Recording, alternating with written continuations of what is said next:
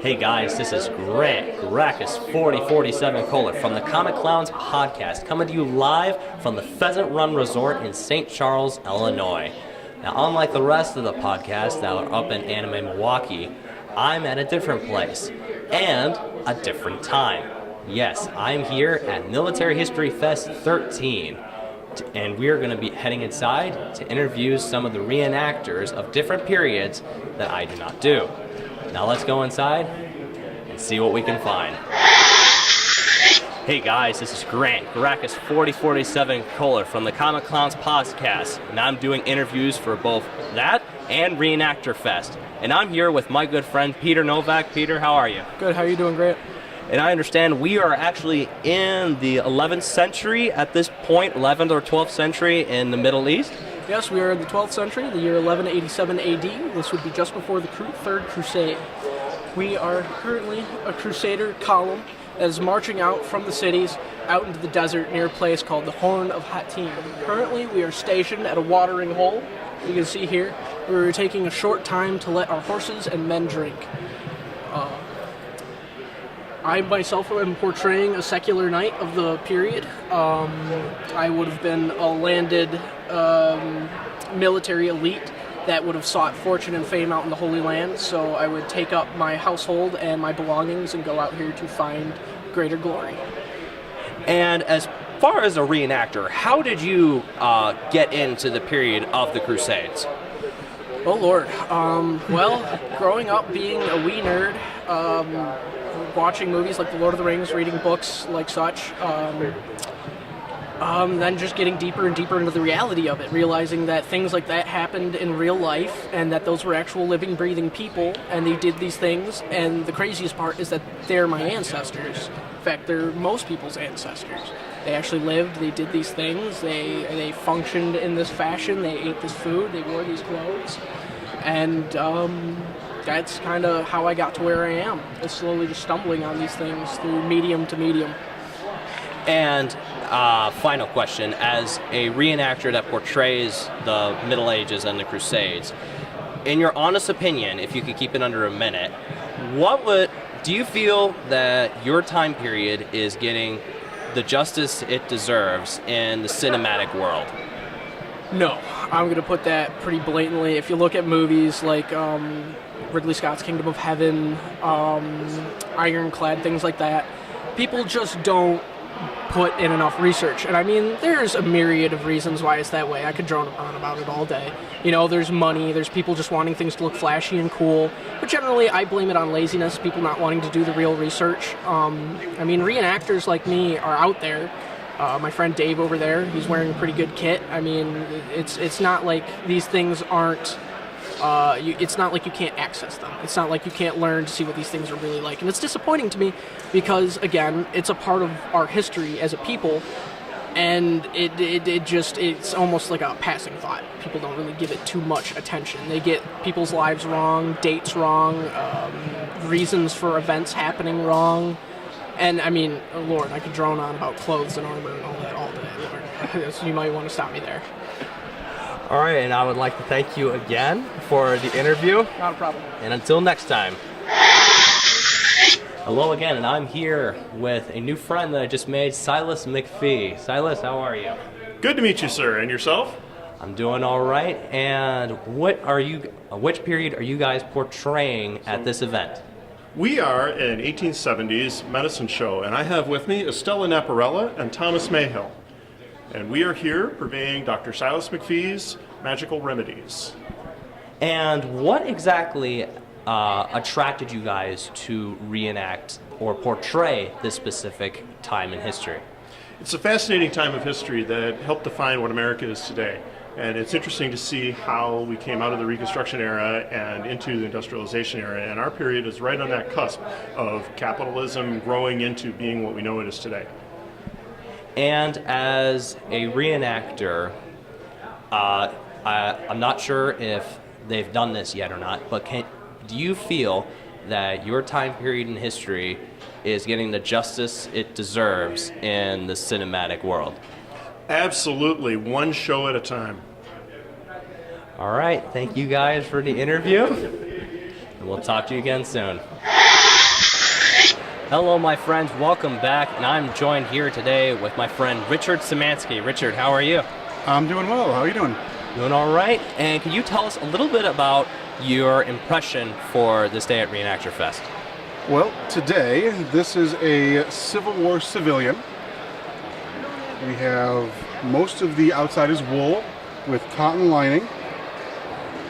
Black is a normal formal attire, but the 1860s you're starting to see a lot more color coming in. So we have what's called a window pane pattern on the vest and trousers. And as a reenactor, could you tell us the short story of how you got into reenacting this period? Well, when I was growing up, I was a Boy Scout, and my dad found an ad at the Boy Scout store for a venture crew that was forming to do Civil War reenacting. I helped form that group about 16 years ago, and have been with several groups since then. And from a reenactor's perspective, if you're able to try to keep this, because I know you could probably go for a couple hours on this topic, do you feel that your period is getting the justice it deserves in the cinematic world, such as Gettysburg, Gods and Generals, Glory, and so on? I would say that in a broader sense, no historic period is really getting the justice it deserves, because we're losing the history in favor of the made-up storylines and cinematography. So it's not just Civil War, it's all historic periods that are having this problem. All right, I'd like to thank you again, and until next time, guys. Surprisingly enough, we actually made it back to the days of the Roman Legion and the Roman Empire. And apparently, they might have an open door here, so we're going to have a look. Well, hello. Hello. Well, Salwe. Salwe, I was wondering if you would be able to possibly give us a tour of your villa or I would building. love to. This is the Dumbest Camilla. It is located in Munda, Hispania. That would be present-day southern Spain. There will be a battle here in about a month. Julius Caesar versus Pompey in the Roman Civil War. However, even though we're provincial, we try to maintain a Roman lifestyle. Please come in to our atrium.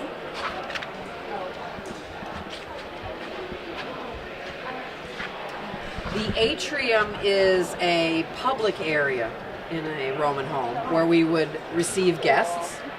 You can see that we have an area called a triclinium, a 3-bench dining setup. If you come around the corner, you can see the area where the household gods are worshipped.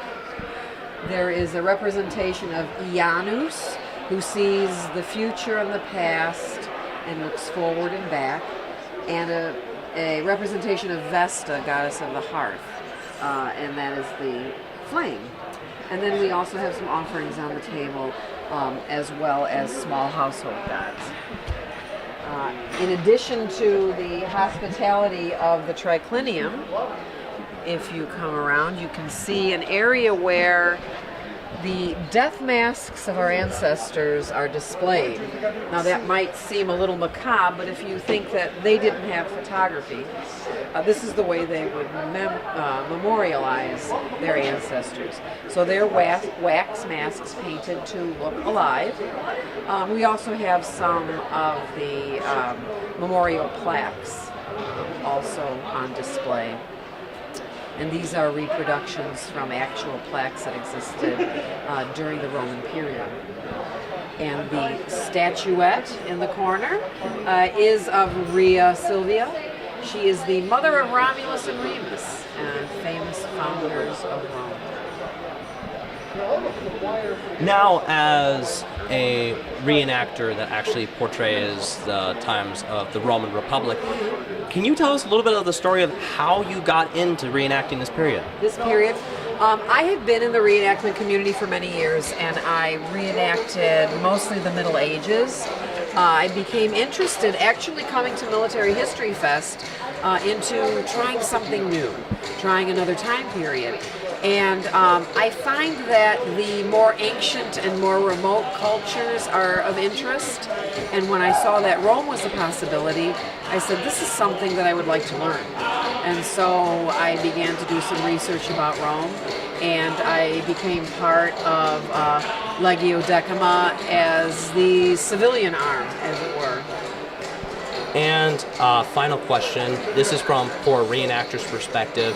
Do you feel that your time period, the Roman Republic, Roman Empire, is getting the justice it deserves in the cinematic world? Such examples, Gladiator, Centurion, movies like that. You know, I think it gets the same kind of treatment as any time period. They take what is interesting, unusual, sexy, and portray it. One thing that I find as I research and try to get as close as possible to what it may have been like for people to live in that time period is that they are people very much like us, with very much the same kind of feelings and emotions, who live in a very different time. So where you are seeing gladiators or the glamour of the patricians, the Roman elite, most people did not have that experience. And it was a little bit more like you would expect, kind of day-to-day living, a little bit boring, a lot of work, but very much like us. All right, I would like to thank you again for giving us a tour of your villa here. Thank you.